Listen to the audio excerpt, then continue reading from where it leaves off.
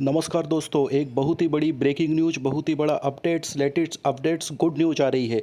लेकिन ये good news सुनने से पहले आप प्लीज़ इस चैनल को अभी सब्सक्राइब कर लें और फिर इस गुड न्यूज़ को सुनें। दोस्तों, आपको आपके कानों पर यकीन नहीं होगा। जी हाँ दोस्तों, ग्राम रोजगार सहायक नियमित हो चुके हैं। बिल्कुल दोस्तों, ग्राम रोजगार सहायक नियमित हो चुके हैं और नियमित होने के बाद में उनकी सैलरी 32,300 रुपये और 18,500 रुपये हो चुकी है। जी हाँ दोस्तों, ग्राम पंचायत स्तर पर कार्यरत ग्राम रोजगार सहायक यदि वो 9 वर्ष का अपना कार्यकाल पूरा कर चुके हैं तो उनको ग्रेड 2 में रखा गया है। ग्राम रोजगार सहायक ग्रेड 2 में रखा गया है और उनकी सैलरी रखी गई है 18,500 रुपये। जी हाँ दोस्तों, और यदि ग्राम रोजगार सहायक को कार्य करते हुए 18 वर्ष हो चुके हैं तो उनको ग्रेड 1 में रखा गया है और उनकी सैलरी रखी गई है 32,300 रुपये। और दोस्तों, न केवल ग्राम रोजगार सहायक जीआरएस परमानेंट हुए हैं बल्कि उनके साथ में अन्य नरेगा कर्मी भी परमानेंट हो चुके हैं। जी हाँ दोस्तों, जनपद स्तर पर कार्यरत अन्य मनरेगा कर्मी भी परमानेंट हो चुके हैं। आपको आपके कानों पर यकीन नहीं होगा, लेकिन आंखों का देखा तो सही होता है, कानों का सुना ना हो तो आप अपनी आंखों से देख सकते हैं।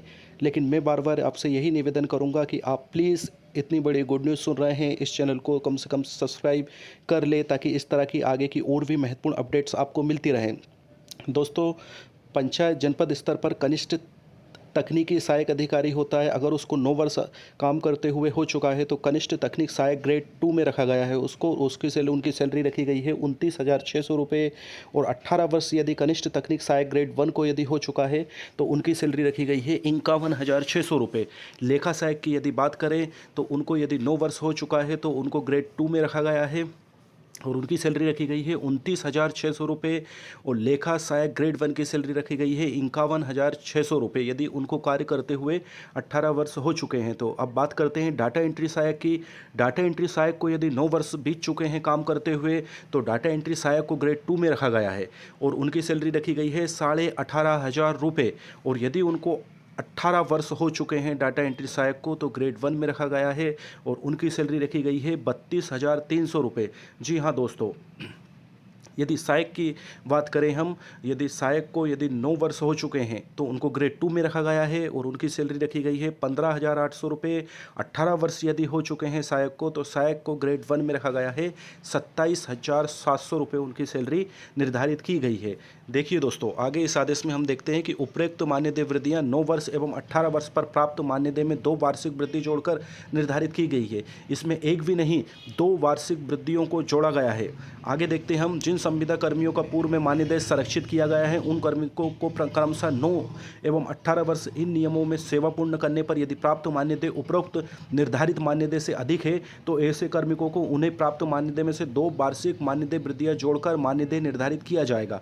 जो कि यहाँ पर अभी आपने देखा, जिन कार्मिकों का सेकंड पॉइंट क्या है, जिन कार्मिकों का पूर्व में प्राप्त मान्यदेय संरक्षित किया गया है उनकी 9 एवं 18 वर्ष की सेवा की गणना इन नियमों के अंतर्गत आने के दिनांक से की जाएगी। अर्थात पूर्व में की गई संविदा सेवा 9 व 18 वर्ष की गणना में सम्मिलित नहीं की जाएगी। तो दोस्तों, यहाँ पर जो इसकी सेवा शर्तें, इसके सेवा शर्तों का उल्लेख किया गया है, आप इसको डीपली पढ़कर समझ सकते हैं। आगे देखते हैं दोस्तों, विभागीय आदेश 19/12/2022 द्वारा जिला स्तर पर जिला कलेक्टर, मुख्य कार्यपालन अधिकारी, अतिरिक्त मुख्य अधिकारी, परियोजना अधिकारी, लेखा की 3 सदस्यीय गठित कमेटी द्वारा महात्मा गांधी नरेगा योजना अंतर्गत कार्यरत संविदा कर्मियों की पात्रता के संबंध में निर्णय कर, ठीक है। फिर यहाँ पर हम आगे देखते हैं, उपरोक्त जिला स्तरीय कमेटी द्वारा निम्नानुसार कार्रवाई की जाना है। क्या कार्रवाई की जाना है? महात्मा गांधी नरेगा योजना अंतर्गत संविदा कर्मियों को विभाग की अधिसूचना, आरक्षण, संतान संबंधी घोषणा, चरित्र प्रमाण पत्र, चिकित्सा प्रमाण पत्र आदि के संबंध में पूर्ण पालन करते हुए स्क्रीनिंग किए जाना है। ये प्रोसेस से गुजरना होगा। लोक विज्ञापन के माध्यम से चयनित संविदा कर्मी को इन नियमों के तहत लाया जाएगा। स्क्रीनिंग उपरांत पात्र संविदा कर्मियों को कर्मी की विभाग की अधिसूचना के साथ संलग्न किया जाएगा। तो ये प्रोसेस होगी दोस्तों, नियमितीकरण की प्रोसेस, ये प्रोसेस के बाद में ही संपूर्ण वो होगा दोस्तों। और इसकी प्रतिलिपियाँ कहाँ कहाँ गई है? अतिरिक्त मुख्य सचिव ग्रामीण विकास पंचायत राज विभाग को, वित्त मुख्य सचिव वित्तीय विभाग को, निजी सचिव प्रमुख शासन कार्मिक विभाग को, शासन ग्रामीण विभाग को, निजी सचिव शासन सचिव पंचायती राज विभाग को, महात्मा गांधी नरेगा निजी सचिव आयुक्त को, संयुक्त शासन कार्मिक ग्रुप 2 विभाग को, संयुक्त शासन सचिव वित्त विभाग को, वित्तीय सलाहकार ईजीएस को, अतिरिक्त आयुक्त ईजीएस को, अतिरिक्त जिला समन्वयक ईजीएस मुख्य मुख्य कार्यकारी अधिकारी जिला परिषद को सभी को इनकी प्रतिलिपियां दी गई है। और दोस्तों यहाँ पर स्पष्ट किया गया, अधिसूचना दी गई है कि राज्य सरकार के हित और सामाजिक आर्थिक विकास के लिए कल्याणकारी राज्य में विभाग की स्कीम परियोजनाएं हाथ में लेती। इन परियोजनाओं के अधिकार के क्रियान्वयन के लिए ऐसे विषय वस्तु विशेषज्ञों जनशक्ति की आवश्यकता होती है जिनके लिए सरकार में किसी अन्य सेवा नियम ऐसे पदों की सेवा की नियुक्तियों तथा शर्तों को विनियमित करने के लिए पद विद्यमान नहीं है। सरकार द्वारा हाथ में ली गई समस्त स्कीमें परियोजनाएं उनके मूल स्वरूप से ही प्राय अल्प अवधि मध्य अवधि के लिए अपेक्षित होती है। अतः राज्य सरकार के लिए आवश्यक है कि वह ऐसे पदों को राज्य सरकार में व्यक्तियों को संविदा आधार पर रखकर भरे जाने हेतु अनुज्ञात करे।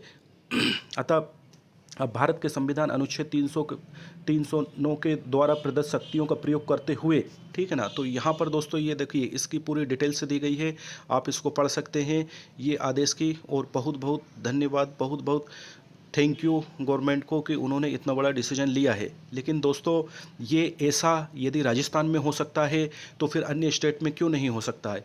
ये नियमितीकरण की सूचना है राजस्थान की, जी हाँ दोस्तों राजस्थान की है। यदि एक जगह जीआरएस को, रोजगार सहायक को नियमित किया जा सकता है तो अन्य जगह भी किया जा सकता है। इससे पता चलता है कि यहाँ पर ये गुंजाइश है, यहाँ पर ऐसा संभव है तो फिर अन्य स्टेट में भी ऐसा संभव है।